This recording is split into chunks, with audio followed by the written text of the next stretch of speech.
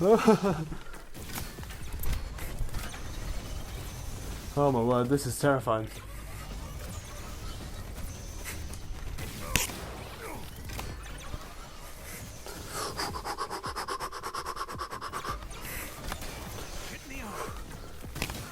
Hello everyone, today in this video we're going to be taking a look at the PSVR 2 and the game Horizon Call of the Mountain.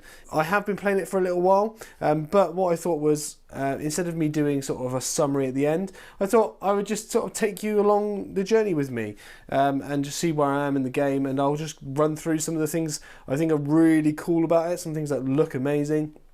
I felt like there's probably quite a nice way of doing it. So first of all, one of the things that is crazy when you first load the game is it uses the eye tracking to be able to navigate the menu. So whichever one I'm looking at is the one that gets selected, and I just find that super cool. Okay, so here we are, main menu, Horizon, Call of the Mountain. Ah. But okay, so a couple of things. First of all, oh my word, how beautiful is this game? And this is just the main menu, and I mean the entire game looks like this. It's beautiful. So you've got a few different things. I think you can obviously continue playing the story. You can jump back into the sort of, that's like the base where you go. So you can continue the story, you can start a new game. There's a couple of things like challenges and stuff like that. So if you want to show someone the game without having to go through all the story, you can do that quite easily with the challenge hub. Then you have the machine safari, which is basically like a visual thing. So you sit in a boat and you watch all the machines go past. So if someone wants to have a go at the game, you can put them on that, but they don't have to actually do anything. So that's kind of cool. I quite like that. Let's continue our story for now. Okay, so first of all, there are a few ways that you can control your character. You can either do moving around with the analog sticks like you would on a normal controller. You can do a way of teleporting, like some people prefer doing in VR, where you just sort of point to where you want to go. However, what I've gone for is, I think I would say probably the most immersive way of doing it. You basically just hold two buttons on the remote, and then you do that, and then as you do that, you move around, and you can do that.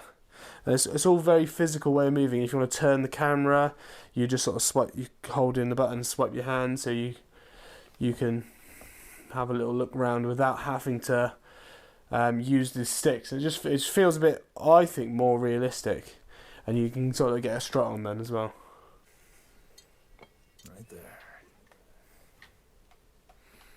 Yeah. One of the things I think is quite cool is that I don't feel like you need to know the story of the games, because I think it's separate enough from Aloy and her story in the actual Horizon games. I think I'm not that familiar with the story, but I'm having a good time, and I don't feel like I need to know what's exactly going on. I know she was at the start in like one of the early scenes, but I've not seen her since. But yeah, so you have your bow that you can just put up behind your back. You can interact with most things. So there you go. And then that's your health there. So those little leaves, that's how you do your health. Right. You just pick up sticks and stuff. The sense of scale, I think that's the thing that's the most impressive. So look, and there's these little like... Oh, I can't believe I hit that. That's amazing.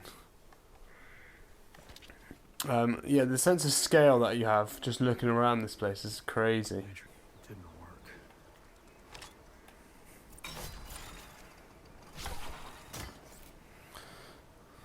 work.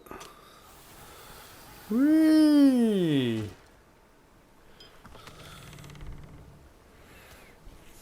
I don't know if I just leave that there then.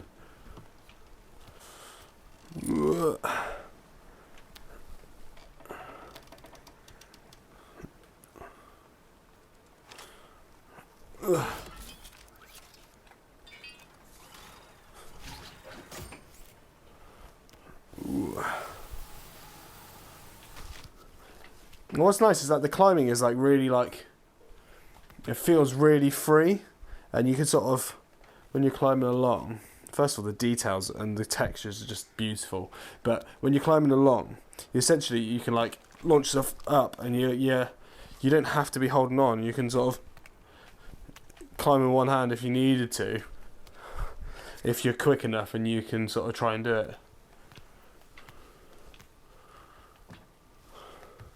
But it means you could, for example, you could like launch stuff and then catch on something, which is quite clever if you're quick about it.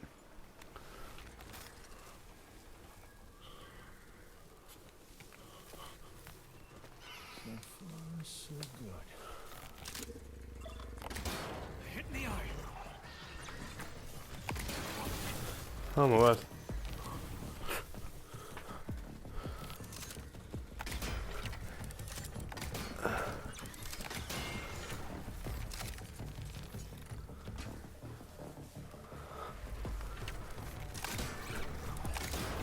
Yes. Have some of that. What's annoying there is that the fire actually hurts you. Ow. Don't touch the fire. And you got different types of arrows, so like if you look under there, you've got all the different types of arrows, so you can sort of craft the arrow that you want. That's right. Too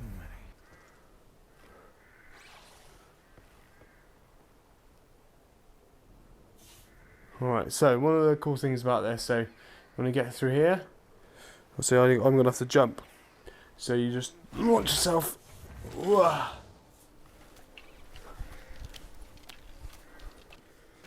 Blaze.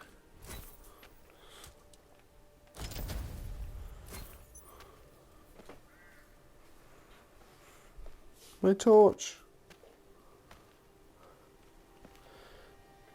So that's pretty cool. This is another cool little thing you can do. So if you jump and you see that wall, it's like a different texture to the other walls. Ready?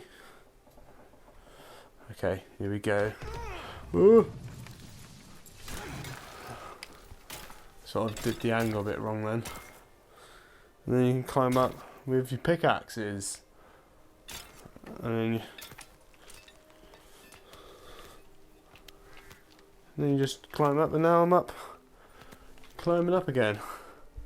And that's pretty much what 90% of the game is just climbing around, occasionally having a little fight. But it is, as far as VR games go, it is beautiful. And I am all for it, man. I'm a big fan of this game. Let's climb up this freaking wall. I feel like I just need to take these guys out.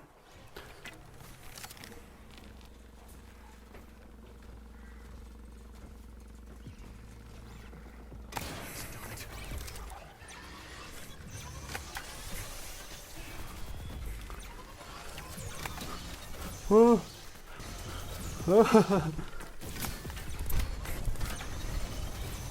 Oh my word, this is terrifying.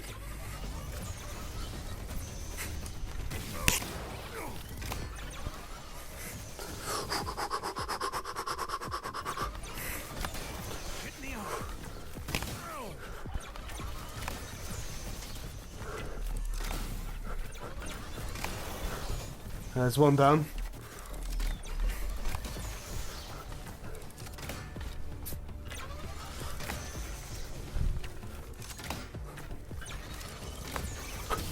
Come on.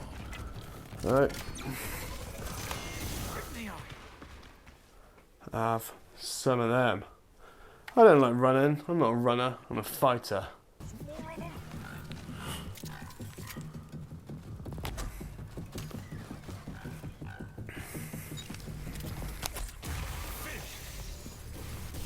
Alright, so this is the battle mode that you're meant to have.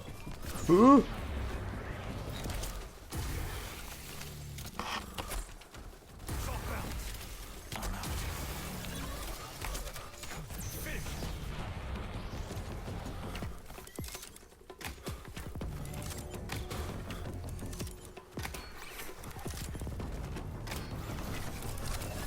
Ah. And you grab a different type of arrow. Hit the eye. Gotta hit back. That'll hurt it. That'll hurt it. Shut And then do a different type with the blaze arrows. Every machine in this settlement must know I'm here. And any answer. It's a fairly linear game, it seems. Like there's sort of like a very standard progression from what I've played so far. Right, let's get up here.